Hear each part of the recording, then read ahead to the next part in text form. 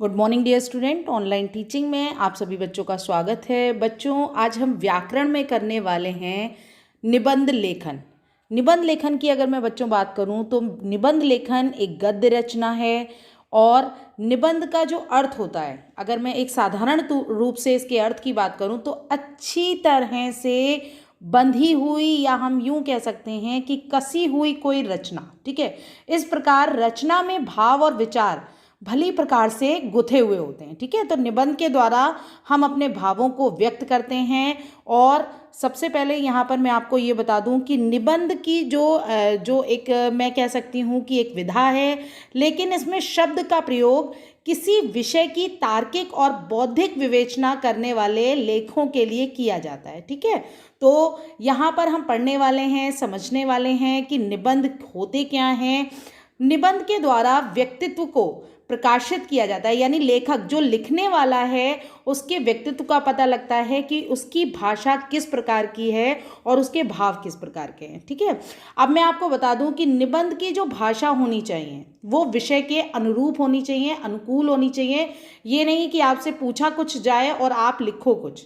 साधारण simple sentence का use हमें करना चाहिए। अगर हम मुहावरे, लोकोक्तियों का प्रयोग कर सकते हैं या कोई उदाहरण हम वहाँ पर दे सकते हैं, या किसी भी कवि की कोई भी लाइनें या कोई भी हमारी अपने द्वारा रचित कोई दो लाइनें अगर हम उस विषय पर लिख सकते हैं तो वो हमें स्टार्टिंग या एंड में ज़रूर करनी चाहिए। ठीक है, तो लोकोक्तियों का प्रयोग हम कर सकते हैं, मुहावरों का प्रयोग कर सकते हैं, ताकि हमारी जो भाषा है वो प्रभावशाली बन सके। अगर मैं निबंध की बात करूं तो निबंध के जो प्रकार होते हैं वो 3 प्रकार से होते हैं। पहला होता है वर्णनात्मक, दूसरा होता है विवरणात्मक और तीसरा होता है भाव प्रधान। अब इन तीनों प्रकारों के बारे में समझ लेते हैं। वर्णन करना, यानी कोई भी ऐसा कोई इंसिडेंट हुआ, कोई घटना हुई जिसका हमें वर्णन करना है, उसका पूरा हमें उसके बारे में बताना है। ठीक है, विवरणात्मक में क्या होता है कि हम किसी भी एक पर्टिकुलर विषय को लेते हैं, चुनते हैं और उसके बाद हम उसका पूरा विवरण देते हैं। ठीक है, कि वो कहाँ है, कैसे है, क्या है, उसकी क्या क्या चीज़ें हैं। ठीक है, उसके बाद जो तीसरा नंबर है भाव प्रधान का आता है। भाव प्रधान की अगर मैं बात करूं तो ये हमारी भावनाओं से जुड़ा होता है, संवेदनाएं इसमें विद्यमान होती हैं, जैसे मेरे देश के ऊपर या मेरी माँ के ऊपर, है ना, प्रिय मित्र के ऊपर, इन सब विषयों पे हम निबंध लिखते हैं। अब निबंध लिखने की जो सबसे इम्पोर्टेंट जो चीज़ें होती हैं वो क्या होती हैं? सबसे पहले हम भूमिका बनाते हैं, यानी जिसे हम प्रस्तावना कहते हैं।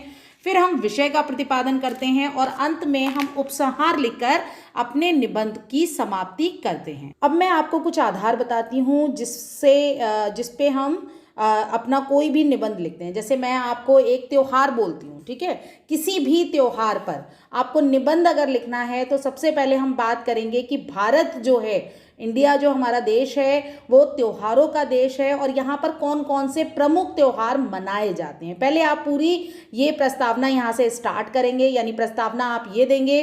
उसके बाद जो आपका मनपसंद त्योहार है, चाहे वो दीपावली हो, चाहे वो ईद हो, चाहे वो क्रिसमस हो, आप उसको मनाने का कारण बताएंगे कि उस त्योहार को हम क्यों मनाते हैं। ठीक है, अब त्योहारों की तैयारी में हम क्या क्या काम करते हैं, चाहे वो दीपावली हो, चाहे वो ईद हो, चाहे वो क्रिसमस हो, उससे पहले जो तैयारियां होती हैं वो क्या होती हैं, और दीपावली के दिन या किसी भी त्योहार जो हमारा फेवरेट त्योहार है, हमारा पसंदीदा त्योहार है, उसमें हम क्या क्या कार्यक्रम करते हैं। ठीक है, तो ये हमारे कुछ बिंदु होते हैं जिनके आधार पर हम निबंध लिखते हैं। धन्यवाद।